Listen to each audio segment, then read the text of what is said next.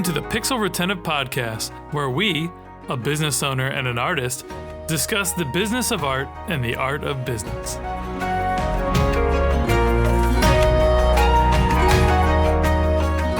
Hey friends, I'm Carl, founder of Epic Made, and I'm the host of the Pixel Retentive Podcast, where we share our thoughts on creativity, art, and business. Past guests include Lo Harris, founder of Lo Harris Universe, V. Bria, animator, creator, and director, and Lenny Gray of Lens Piece. I'm forever grateful for the supporters of our podcast, and as always, we are looking for more sponsors. That said, Pixel Retentive is brought to you by the creative gurus at Epic Made. Epic Made is a studio that brings entertainment quality animation and illustration to brands that want to stand out in gaming, tech, and pop culture. We help companies tell stories that resonate with nerdy, imaginative audiences and turn viewers into communities. Visit getepicmade.com and let's collaborate on your next creative campaign. All right, so with us today, we have Tim. How's it going, Tim? Doing great, Carl. Good to see you, man. How are you? Doing really good, man. Glad to get you on here. I know you're a busy man, and this is going to be a fun podcast. As are you. No, I love this. Sure. Looking forward to it. Yeah, man. All right, so Tim Holladay is the managing partner at Space Station Investments, a founder turned investor with a deep respect for those building the future. He's passionate about helping creators, athletes, and innovators gain access to top funders in consumer and tech, sometimes helping them invest for the first time in venture. Tim has built a community of strategic investors who offer more than just capital. They bring real hands-on support to help founders grow their companies. Tim brings experience and genuine love for seeing ideas come to life. Every day feels like a trip in the DeLorean. I set my time machine 5 years ahead and work with founders to build the companies that will shape the future. There it is. That's it, man. The DeLorean. I know. I someday I will own a DeLorean. That's my goal. We'll get there. Now, we'll be all right, man. These kids these days don't even know what a DeLorean is. I know. My kids know, though. They know. I'm enough of a nerd and kind of a Back to the Future guy that they definitely know. Dude, they're such a cool car. There's like an 80s cover band in this area called the DeLoreans, which is pretty cool. So that's incredible. Love that, man. In fact, cool. My dad has like 7 or 8 kind of old cars he's restoring from almost every decade. And we're lacking something from the 80s, so the DeLorean's the thing. But the DeLorean itself is like not the best kind of vehicle. Its engine's kind of weak and whatever. So I've seen people that will modify it and turn it electric. That's the goal. A Tesla Model 3 powertrain and a DeLorean. So put that on my list, man. We'll come back on the podcast and talk about it. We should totally do that. I love it. It's really just about the aesthetic, right? It doesn't matter what's under the hood. No, 100%. Does it look like a DeLorean? No, it's the vibe. That's all. Yeah, that's for sure. Cool, man. So the guests so our audience can get to know you a little bit better. Yeah. And before we sort of jump into this topic too much, how long have you been in your industry, and what project are you most proud of so far? Yeah, I mean, so I'm a guy who built and bombed a couple companies trying to make something, and then I ended up building and selling a small tech company in 2016, and then kind of accidentally stumbled into investing. So since like 2019, we've been investing in early stage companies, so call it 6 years. And in terms of my favorite, in our world, kind of investing in these early stage consumer companies, we're talking like Magic Spoon, Olipop, Slate Milk, like some of these better for you foods, and then like Oura Ring, and recently Beast Industries, so Mr. Beast kind of whole world. Wow. It's like, what's the favorite? That is the same question as of my 5 kids, which is the favorite. Listen, I love them all the same. I do like a couple more than the others, right? No, I'm kidding, but I mean, our first love was Magic Spoon, high protein cereal in COVID, and that's been a great relationship for sure. Great company. Love that. I got some Magic Spoon and Olipops over here in the kitchen right there, right awesome. This moment. So thank you for bringing that to my house. No, tiny piece of it. Well, a piece of it all the same, right? So that's awesome. Right. Cool. So today you've invested obviously in tons of things, been a part of all these amazing different projects. So I thought, we would talk about investing in the people who change everything. So, what does that mean to you? And maybe how do you look at some of your investments and how does creativity and those sorts of things play into them? I'm sure that's a huge factor, right? So. Yeah, no, big time is. In fact, I was just on a little bit of a kind of a panel this morning talking about this similar kind of a topic. I mean, when you're investing in early stage companies, like really early, especially consumer, There's a lot more art than science, frankly. Like Oh like yeah. if you're some kind of growth stage investor, some hedge fund guy, like I'm not that guy. That's a lot of math, a lot of kind of analysis. In our world, it's really a lot of like determining if these founders are the type of people that, first of all, we can get along with and are excited about, but also that we think can kind of move this company, this product, this piece, this something into the future. And that's Mm. like a super nuanced thing to me, man. Like it's, I think over now, I mean, we've invested in over 120 companies, and so there's like some pattern recognition that I think I'm gaining Sure. as I'm talking to new founders, building new things. But really, for us, it really is just all about kind of that founding team.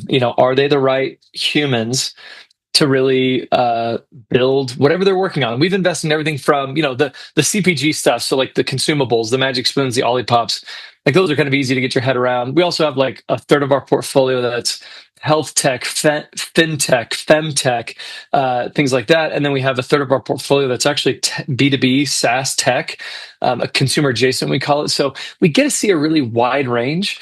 But it all boils down to, yeah, just trying to identify first and foremost, what is the profile, and there is no real profile, but like, what's kind of some of these commonalities of these Mm. people that are building these companies that we recognize as, yeah, kind of the next great founders.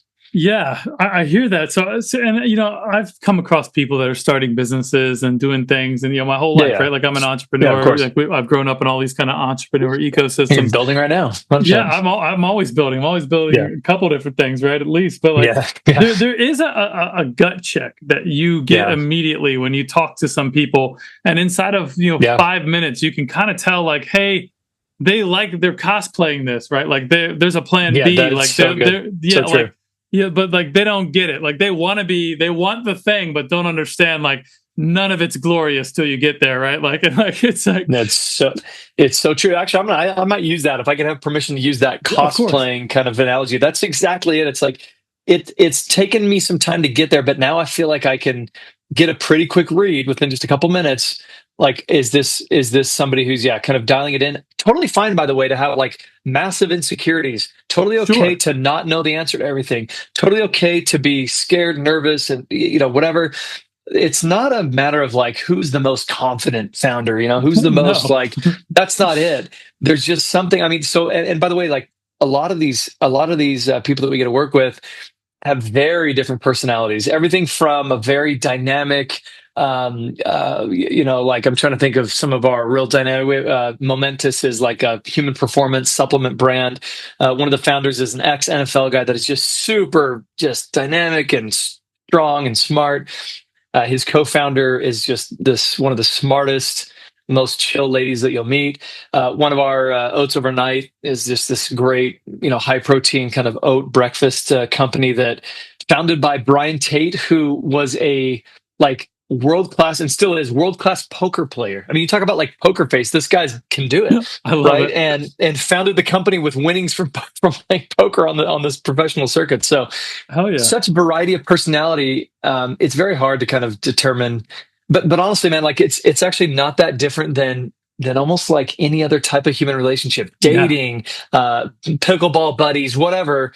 Similar kind of thing. You get the vibe, and then from there, like as an investor, okay, yeah. Now that we've like checked that box, now it's all right. Let's get into the actual product, that what they're building, the tech, whatever. Let's get into their progress. How far along can we help? That type of thing. But it starts with the person for sure every time. Very cool, man. So what are some of the like? You probably can't get into the weeds of some of it, but like, what are some of the interesting things you're seeing coming to the marketplace, and maybe some of Mhm. the ways that people are, whether it's technology or the way that people are Yeah. using. I mean, everything's AI washed right now, which is just like, Yeah. oh, we have this mediocre idea, and we threw AI in Yeah. front of it. Like, give us Slap some AI and money. we're there. Yeah, Yeah. like, That's super, like we call it frothy, right? That's a yeah, super frothy industry right now, where similar to like crypto, the general crypto in 2021, like where yep, it's just people raising crazy amount of capital with really nothing there. We're very kind of I'm, by the way, like way kind of bullish on AI in general, way pumped. But as an investment group, we're also very kind of cautious to try to stay away from the froth and invest in yep, great companies. But honestly, like as we look at maybe there's two things I'll bring out. Certainly on the health side, health and wellness, which we do have quite a few great companies that fit into that kind of bucket. Yeah, seeing some really interesting innovations with much cleaner ingredient, higher function foods and drink that I think will continue to be a great trend for everyone. Where take a soda, make it way better with Olipop, better for you. Add some functionality to it. Take cereal, make it protein cereal. We're investing in a lot of those types of companies and looking for more of that great stuff. I see also we have a very unique approach at the space station. The space station itself was founded in the creator economy. Like one of our founders is Sean McBride, goes by Sean Duras. He's a world-class creator, started on Snapchat, moved to YouTube. He and his daughter have channels that do hundreds of millions of views a month, like 16 billion lifetime long-form views on YouTube. I mean, just like, wow. And then my brother is the other co-founder, who's much like the business connector guy. And together, the space station, we've built these world-class channels. We have an influencer marketing agency where we work with some top creators, influencers, do brand deals. We have a conference called Vid Summit coming up here next month in Dallas, where we put 3,000 creators in a room and they learn from each other. Mr. Beast is our partner there. And then we have esports org. We have an animation studio. So I'm coming from this perspective where as we look at opportunities to invest and as we kind of look at the future, I am really pumped on like creator economy companies and different from like, slapping a celebrity's face on something, and kind of calling that like this, creator or celebrity led thing. I'm talking like creators who are really deep into kind of the insights from their audience. They know their audience. They know who they are, what they like, what they don't like, and then turning and creating great products and tech and services that fit that audience, their own audience. And by the way, that also works for a ton of other people. We're seeing that. We're excited about that. We think that that'll be a big part of kind of the future of commerce is these kind of creator-led businesses. I love that. And that was sort of the dream of Web3 that kind of got me into the space, right? Like, how do we take, and Web2, with all this user-generated content, five companies made all the money from all the attention. Meanwhile, we're all just like freely giving our stuff away. And like, so this future economy that can happen in Web3, I love some of the ideas that I've seen pop up there. I haven't seen anything really take grip where it's got this kind of underpinning of like NFTs and blockchain, but on the surface level, everybody interacts with it like in a Web2 fashion. But I'm hoping that's going to surface and somebody wins that race. But I hope we get there. We've invested in a couple companies that are trying to build in that space. Like we really believe that is also part of the future where not only do you have this like creator led products, services, tech, but that they can more directly interact with their audience using Web3 rails that allows them to like have this much more direct like interaction and transaction where they literally can transact financially, products, services, goods. I think that's definitely part of the future. I do think that was the dream of Web3. I still think it's the thing, but I think that we're finding that kind of this Web 2.5 kind of bridge really has to happen for like mass adoption. We're with you on that. I think we're still working on it. I think AI is going to force it too, right? Because what's happening now is like the ability to fake things is quicker and easier than ever before. So it's true. Really having that immutable record of where these things originated from and who created them and when and all the details. Man. That stuff's going to be massively valuable in the coming 5 years. So I've seen a lot of that. So and I love this thing you're talking about too on the food side and ping ponging around here. But like this idea that like there's all these foods out there in the grocery store. They're just garbage, right? Like you're talking about like you get a Coca-Cola. Like I don't want my kid drinking that. My kid wasn't allowed to drink soda until we got Olipops, right? Until it was like, oh well. This actually isn't terrible, and I'm going to pay $2.50 a can for this instead of a lot more. It's like 4 times as much money in some cases, right? Whatever. But like it's I don't want them to drink this at all because I care about his health, or like this is a reasonable snack type of thing every once in a while. Same thing with the protein cereal. It's like I can go eat frosted mini wheats or cocoa pebbles from some antiquated brand that hasn't cared about the ingredients since before the CEO was born, right? Like that's exactly right. 40, 50 years, 60 years.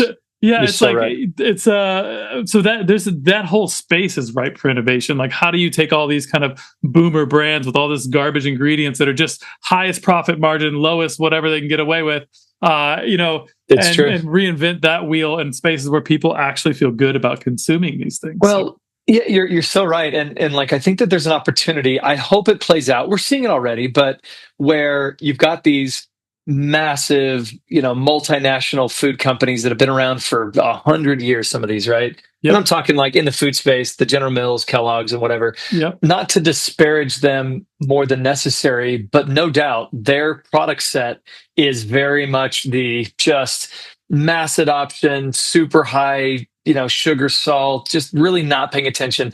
That was definitely an era, and they struggle to innovate. They struggle to themselves internally, and we've talked to a number of the internal teams.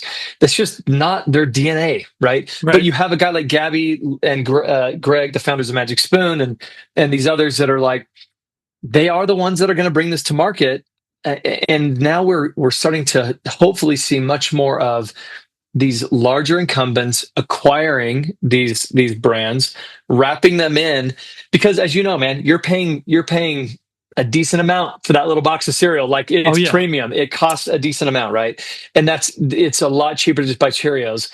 But what if you could take the Magic Spoon formulation and brand and movement and then take that into like a General Mills or Kellogg kind of ecosystem where they can get manufacturing and cost way down? yep. We're going to get eventually, hopefully, get the best of both worlds. We hope. What we don't know is, can these bigger brands who innovate by acquisition, can they really like keep these amazing companies innovating, moving forward, all that kind of work? So we'll see. I think in the next couple of years, like there should be quite a few transactions. We're already seeing some this year. Yeah. Excited to see how that plays out. Yeah, yeah. I still struggle as a I'm 40 and I've sort of watched all these things over the years and I've always kind of been dialed in. And my dad used to Yeah. like when I was a kid, my dad had an organic vegan restaurant in the like Holy the cow. early in the Dang. 80s, right? No one even knew what those Really, words man? meant back then.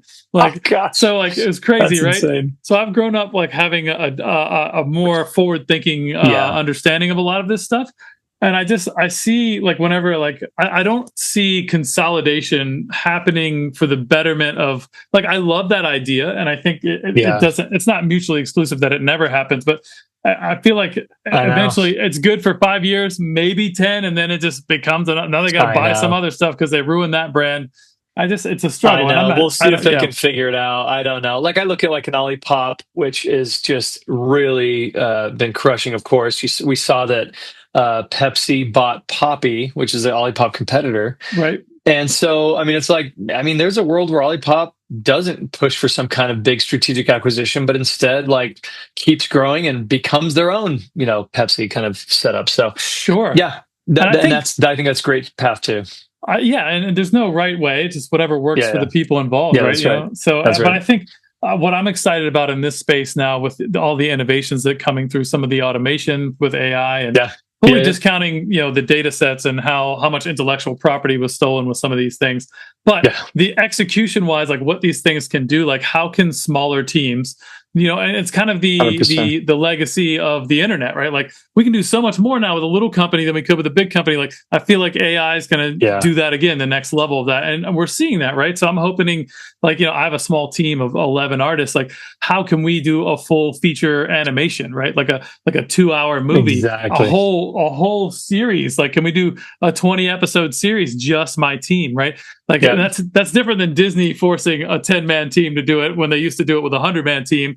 It's my team now doing something, right? So like that's exactly right. yeah, I think that I'm totally with you on that, and on the creative side, for sure. It's like take an animator and make them a 10x animator. Take a rigger and make them a 10x rigger, right? With AI. I also think that will translate into kind of manufacturing, of course, yes, into of food, of other products. I was talking to a guy who runs a large 3PL, third party logistics company. They're the ones that are, handling, once you have your product kind of packaged, they're the ones who are going to get it out to the world. As well as talking in the same little event to a manufacturer, co-manufacturer. They manufacture on behalf of these companies. And in both cases, I'm like, guys, please tell me you are looking deep into robotics and looking at how you can leverage AI powered, machine vision powered robotics to not just like, oh, let's see if we can replace the 50 people on the floor, but like, how can we create more product, 50x more product, cheaper, delivered cheaper to the door. And they are, in their case, they're progressive in looking at that. So I think AI is going to, show itself in many ways, which is exciting. It really abundance if we let it. I love it. Yeah, I was talking to a company that does like voiceover talent, and they've hosted voiceover talent for Yeah, years, right? So that's they've wild. started bringing in their own AI, but they have some AI rules and guidelines, and I was really impressed by this. Interesting. But the idea was like, hey, look, we can take some of our voiceover talent now, clone their voice with their permission, right? So they're Yep. fully a Yep. part of this. Yep. They So get get to the rights. say Yeah. where it goes, where it doesn't go, this, that, whatever. But now they can be the voice brand for an entire multinational corporation. So they can do voiceover work in every language that they don't Every even language, speak yeah. in. They can be the voiceover for a call-in guide, right? So you call in and get to So speak wild. to Carl's clone voice, and it's like it's interacting with you live. Like, so it opens up other revenue streams. They're not talking Big about time. firing their talent or using less Right. human resources. They're giving Yeah. humans more opportunities. So, I mean, these things are, I like I love always that. say, it's a tool, and it's how are you applying That's right. it? How are you using good ethics there, right? Like, so So that was a true. really cool use case, and I'm down. Fascinating. Yeah, I love hearing stuff about that. So, and I'm on the Yeah. Graphic Artists Guild, so I work in the advocacy Oh, yeah. space there a lot. So we're in DC and New York and all over the place doing things all the time. So getting in these conversations in rooms with all the big copyright holders, stakeholders in the country is just interesting conversations that happen a lot. So. Are you sensing like what's kind of the overall vibe in like the Graphics Artists Guild in terms of like, I mean, just yesterday I saw Google's whatever, it's some kind of image modifying tech that's like banana something. It's called banana, whatever. Anyway, where, I mean, you could throw in 5 different images and be like, take this guy's face, dress him in these clothes, wearing this, whatever, standing by this car. And it is staggering what it could do with just prompts and whatever. What's the vibe there? Are people feeling fearful? Are they feeling empowered by AI? Maybe a little bit of both. I think that's a two-part answer. I think so. Yeah. From the artists I speak to, most of them hate it, right? Because it's taken like our Still whole threading. lives to become so talented, and now it's like, oh, now almost anybody can do something really close to what we do. So that's a understandable space to be in for some people. 100%. I myself as an artist and an entrepreneur and a business person, I have to juggle all these hats and kind of analyze all these things. I see both sides of it. It's definitely a double-edged sword. On the guild stance, because it's about serving our members and informing them and educating them. Our stance is that it's a tool. Now, we are also very concerned about artists' rights and copyright protection, because that is the core of how we 100%. make our money. So the idea, that all of these data sets we need ethical data sets. That's the big thing that we kind of are pushing for as well. And then we're also releasing in the next week or so basically our guidelines for ethically using AI, and like what to use, what not to use. Like in that case you mentioned, like you're uploading these images. Who owns the IP to those images? Do you have the rights to that? Have you licensed that? Exactly right. That's a different conversation than if you just stole them off the internet and threw them in a thing and made a new thing, right? So you can't protect anything in the American copyright system that isn't human authored. So when you do something like that, you didn't author it, the machine authored it, and you can't own the intellectual property rights. We want to make sure that way, and that's been that way for years. There was a guy that tried to copyright some images that his pet monkey took with a camera. Well, it said you can't do that. He's not a human being. That's not human authorship. These are now Creative Commons. Right. Another guy tried to copyright a book that he literally in his copyright thing said was dictated to him by God. Well, they rejected his copyright claim because God's not a human being. So you can't. Kidding. So like he could have just said he wrote it. Man. But like it's wild Both shit, those right? are wild. So shot himself in the foot there. But so we're really trying to make sure that artists stay protected. We do believe that there is a space where you can use assistive AI and the things that we've talked about, like my team building Laura models off of our own data sets. So this is what Fred looks like. These are the 360 turnaround. These are all the little things, boom, boom, boom, boom. And then we can dummy model out a scene and then go reskin that with Fred lighting over here, boom, boom, and then it saves us a shitload of time. We can own that. We can protect that because it's all based on our inputs, right? Theoretically, right? None of this has gone through the full court system yet. In the works, very much real-time combo. That's really how the angle is. So we're from the guild's perspective, this is a tool. We want to educate people in general, especially our members, about what the risks are, how to protect yourself, how to use these things in an ethical way, and also just like you don't have to use them. That's okay too. Yeah, but 100%. Knowing where that positions you in the marketplace, right? Like if you don't do digital art and all you do is paintings, well, that's fine. But like people, you have to like email them now. Like there's a whole bunch of like it might have worked in the past to not only do paintings or some sort of analog thing, but just we try to look out for everybody there, the creators, right? So yeah, incredible. That was my ADD rant. Does that answer your question? Yeah, no, it's fascinating. Yeah, it's just interesting to get the perspective. Yeah, cool. So, but people are terrified. They're still artists in general are still terrified of Web3 and NFTs. They're like, oh, that's a scam. And it's like, I literally people. I'm coming at this from an artist. Like, there's no more empowering technology for an artist to be able to go, especially with AI now. Like, hey, if this isn't registered at this wallet address, it's not real art from me. I register all my work right here, and I register at the Copyright Office, and that's but I can do this in 3 seconds with a couple of pennies of crypto. This is an unfakeable record, right? Like there's so much power in that. You're a unique voice though, and it takes guys like you to kind of help artists along, I think, to help them understand that this is not threatening, it's actually empowering in this new world. And you're going to be the kind of person that can kind of help them along, but it takes time, man. It takes time. Sometimes it takes like a generation of time, like literally like a different generation with a different set of thinking and world views. Hopefully we can adapt quicker than that because it's moving quick. We need to, for sure. So, man, I've been out there since I think that I did my first like 101 of NFTs and crypto keynote like in 2021 or something, and I try to do 1 or 2 of those every year. I'm speaking at Boston Blockchain next week, which is cool. But that's awesome. Yeah, love that. So it's good space. But cool. Well, Tim, it looks like we're coming up on time already. This is a super fast one. Fast, man. Insane. I knew it would. Wild. Yeah. So before we let you go, I have one last question for you.